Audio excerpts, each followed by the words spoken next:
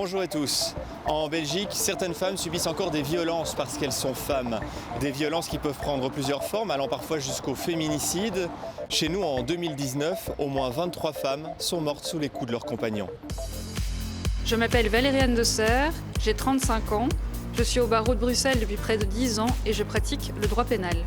J'ai choisi le métier d'avocat suite à un stage que j'ai effectué aux États-Unis auprès de l'Innocence Project qui vient en aide aux personnes qui ont été condamnées à tort. Quelle forme peuvent prendre les violences faites aux femmes? Alors les violences faites aux femmes peuvent prendre diverses formes. On pense tout d'abord aux violences intrafamiliales qui sont malheureusement les plus courantes.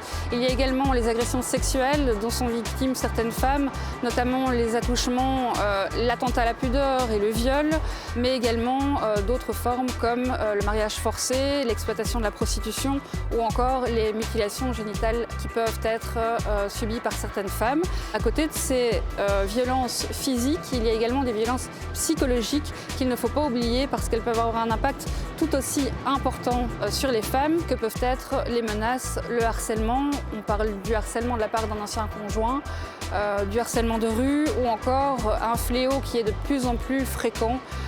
Il s'agit du cyberharcèlement dont sont victimes de plus en plus de femmes. Si une femme s'estime victime de violence, à qui peut-elle s'adresser ? Les femmes doivent tout d'abord savoir qu'elles peuvent se tourner vers des centres d'aide qui existent partout en Belgique et notamment à Bruxelles. Ces centres d'aide sont pour la plupart disponibles 7 jours sur 7 et 24 heures sur 24 pour les écouter et les aider. Elles peuvent apporter une aide médicale, une aide psychologique, également une aide sociale pour ces femmes. Si elle ne souhaite pas faire appel à ces services d'aide et qu'elle souhaite agir seule, elle doit en premier lieu se rendre auprès d'un médecin. Le médecin sera là pour attester des lésions subies par la victime et il pourra également, s'il n'y a pas de lésions visibles sur le corps de la victime, attester tout simplement de son état psychologique global. Ensuite de cela et très rapidement également après les faits, elle doit se rendre à la police pour dénoncer la situation dont elle est victime et éventuellement acter une plainte. Et enfin, et ça peut se faire parallèlement au dépôt de la plainte, il faut consulter un avocat pour connaître les différentes démarches qui peuvent être effectuées et les différentes procédures qui sont envisageables.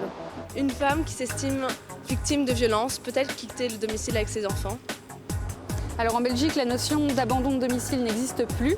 Une femme peut donc quitter le domicile avec ses enfants si l'urgence de la situation le justifie.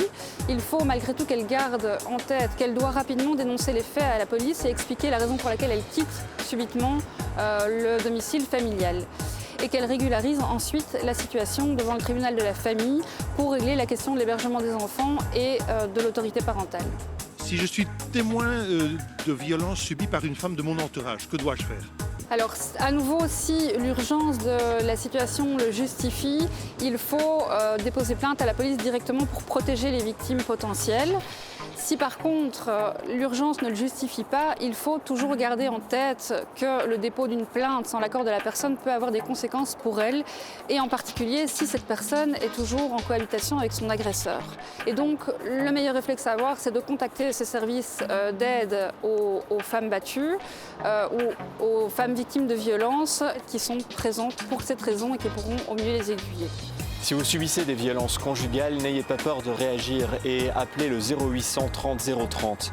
Si vous êtes victime de violences sexuelles, les professionnels d'SOS Viol sont à votre écoute au 0800 98 100. À bientôt.